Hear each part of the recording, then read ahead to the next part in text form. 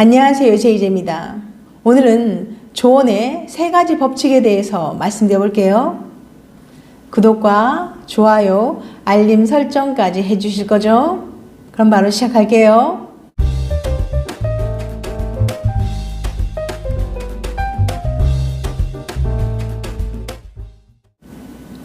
조언은 정말 어렵습니다. 조언을 받는 입장에서는 자신이 부족하다는 걸 인정해야 하니까요. 특히 연인이라면 더 어렵죠. 괜히 말 한마디 잘못 꺼냈다가 네가 뭘 알아? 라는 말을 듣기도 쉽고, 예를 들면 나라면 그렇게 안 했을 것 같은데 네 일 아니라고 쉽게 말하지 마, 이런 상황이 연출될 수 있고요. 연인의 조언을 따른 후 오히려 상황이 악화됐다면 정말 상상하지도 못할 만큼 최악이잖아요. 예를 들면 네가 이렇게 하라고 했잖아. 아니 그게 아니라 하면서 이게 정말 최악의 상황이 더 연출되는 거예요. 힘든 연인에게 도움을 주고 싶어도 그게 참 마음처럼 쉽지가 않습니다. 하지만 이제부턴 걱정하지 않으셔도 될 것 같아요. 오늘 당장이라도 써먹을 수 있는 조언의 방법 지금 알려드릴게요. 조언의 3가지 법칙. 맥길 대학교 진 니콜라스 레이치 교수가 어떻게 조언하는 게 효과적인지 연구해서 알아낸 3가지 법칙을 바로 알려드릴게요. 첫 번째 법칙, 연인의 기분을 확인하라. 가장 기본적인 원칙은 현재 연인이 어떤 상태인지 정확하게 파악하는 데서 출발합니다. 만약 연인이 화가 잔뜩 난 상태라면 조언이고 충고고 필요 없어요. 무조건 위로하고 토닥거려야 합니다. 과거 연구에 따르면 사람들은 화가 났을 때 조언을 받아들이지 않아요. 오히려 화만 돋을 수 있습니다. 예를 들어 볼게요. 나쁜 예예요. 그래도 같이 일하니까 네가 먼저 말을 걸어야지. 그 다음 좋은 예예요. 어휴, 나도 그 사람 진짜 싫어. 이렇게 위로하고 맞장구 쳐주는 거죠. 대신 연인의 기분이 좋아졌다거나 어떻게 해야 할지 아예 감도 못 잡거나 뒷일을 걱정하기 시작했을 때, 그때가 바로 조언하기 적절한 타이밍입니다. 이때를 공략해야 돼요. 두 번째 원칙, 자신감 있게 말하라. 말하는 방식도 중요합니다. 조언이든 충고든 내가 잘 알고 있다는 걸 어필해야 상대방이 쉽게 받아들일 수 있어요. 처럼 잘 모르겠다는 느낌을 주는 추임새나 나도 잘은 모르지만을 덧붙이면 신뢰도가 확 떨어지게 되거든요. 그렇다고 내가 다 아는데 식의 꼰대 말투나 그것도 몰라? 라는 무시 말투를 썼다가는 지옥의 불주먹 맛을 보게 될지도 몰라요. 마냥 쉽지는 않죠? 세 번째 원칙, 큰 그림을 그려라. 가장 중요한 원칙입니다. 핵심 중에 핵심이라고 할 수 있어요. 연인에게 조언할 땐 이렇게 저렇게 하는 게 좋겠어처럼 구체적인 방법을 제시하는 건 그다지 좋은 방법이 아닙니다. 예를 들면 나였다면 김 팀장에게 커피 사들고 가서 얘기하자고 할 거야. 그럼 속으로 연인은 너나 그러시든가 이렇게 하겠죠. 사실 사람들은 아무리 조언을 해줘도 자기 생각과 다르면 귀담아 듣지 않거든요. 그럼 어떻게 해야 되냐고요? 레이치 교수는 큰 그림을 그려야 한다고 말합니다. 왜 그렇게 행동해야 하는지 설명하거나 장기적인 관점에서 어떤 이익을 얻을 수 있는지 객관적인 제3자가 얘기한다는 느낌을 주는 거죠. 사건에서 한 발짝 떨어져 객관적으로 판단했다는 느낌만 줘도 신뢰와 설득력을 얻을 수 있어요. 예를 들어서 다들 김 팀장이 잘못한 거 알잖아. 그런데 네가 먼저 사과하면 쿨해 보일 거야. 그럼 상대방이 맞아 하고 수긍을 하게 되는 거죠. 물론 당신이 직접 경험했던 일이라 누구보다도 연인의 상황을 잘 안다면 난 이렇게 해서 해결할 수 있었다고 구체적인 방법을 제시해줘도 됩니다. 연인 스스로 판단하게 하되 전체적인 방향은 큰 틀에서 잡아주는 것, 그게 바로 최고의 조언자랍니다. 조언은 절대 쉽지가 않아요. 하지만 1, 2단계는 3단계에 비해서 상대적으로 쉽습니다.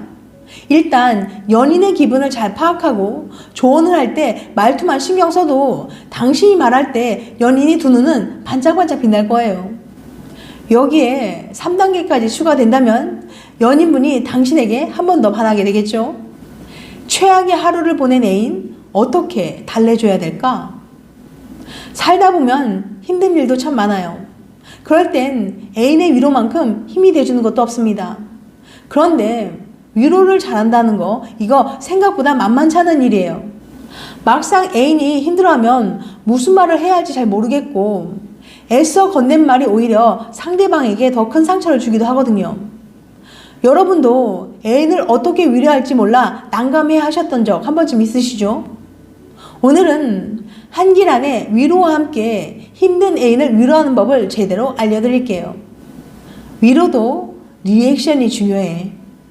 미시간 대학교의 에이미 카네벨로 박사는 115명의 대학생들을 모아서 3주 동안 실험한 결과 위로할 때 가장 중요한 것은 다름 아닌 리액션이라고 결론 지었습니다.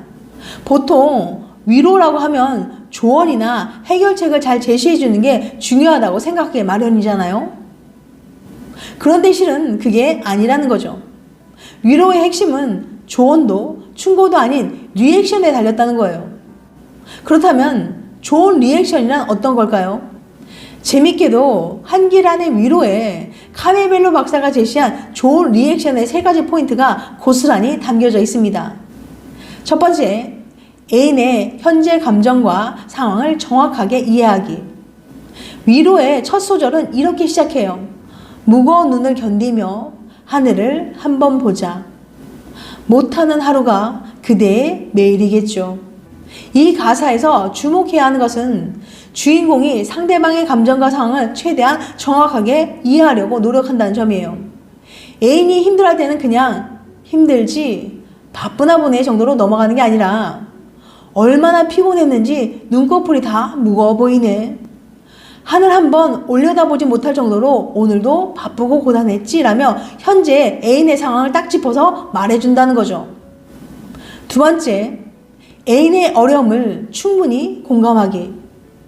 이렇게 애인의 상황을 잘 이해했다면 상대방의 어려움을 공감하기도 훨씬 더 쉬워집니다. 다음 가사를 볼까요? 반쯤 감긴 눈으로 날 바라보며 괜찮다. 말하는 그대 안쓰러 꼭 안아주고 싶어요. 애인이 괜찮다고 말한다고 해서 별일 아니구나 라고 무심히 넘어간다면 위로가 될 리가 없겠죠. 노래 속 주인공은 애인의 어려움을 가볍게 넘기지 않고 이렇게 이야기합니다. 괜찮다고 말해도 네가 힘든 거 나도 알아라고요. 바로 이런 말 한마디 한마디가 그 어떤 조언이나 충고보다도 훨씬 따뜻한 위로가 되어주는 겁니다. 세 번째, 적극적으로 표현해주기. 이렇게 애인의 현재 상황을 이해하고 그가 느끼는 어려움에도 공감했다면 마지막은 적극적인 반응을 보여줄 차례입니다. 바로 이렇게 말이죠. 정성 가득한 마음과 두려움에 잔뜩 웅크린 그대의 내일에 꼭 말해주고 싶어요. 혼자 애쓰지 않아도 돼. 항상 곁에서 힘이 돼줄게. 그대 오늘도 참 잘 견뎌냈어요. 이때 표현은 적극적일수록 좋아요. 내가 상대방을 얼마나 이해하고 공감하고 있는지는 바로 표현에서 드러나는 거니까요. 어떻게 해야 할지 영 모르겠다면 앞에 가사를 슬쩍 참고해 보세요. 지금 힘들고 지쳤겠지만 이것만큼은 꼭 말해주고 싶어. 혼자 애쓰지 마. 내가 늘 옆에 있을게. 오늘 정말 고생 많았어. 이런 적극적인 표현과 반응 덕분에 애는 자기가 충분히 이해받고 있다는 걸 더욱 확실하게 느끼게 될 거예요. 연애는 어쩌면 이 고된 세상에서 온전한 서로의 편이 되어주는 일일지도 모릅니다. 그러니 언젠가 애인에게 위로가 필요할 때는 제대로 위로하는 방법은 꼭 알아두세요. 굳이 어렵게 생각할 필요도 모든 문제를 대신 해결해 주려고 애쓸 필요도 없습니다. 이따금 한 길 안에 위로를 들으면서 오늘 알려드린 위로의 3가지 포인트만 잘 기억해 두시는 거예요. 그리고 위로의 끝에선 노래의 마지막 가사처럼 이렇게 약속해 주는 겁니다. 쓰러져 울고 싶을 때 그대가 내 어깨에 기대어 쉴 수 있게 언제나 항상 이렇게 항상 언제나 여기 이대로 있을게 라고 말이죠. 지금까지 조언의 3가지 법칙에 대해서 말씀드렸어요.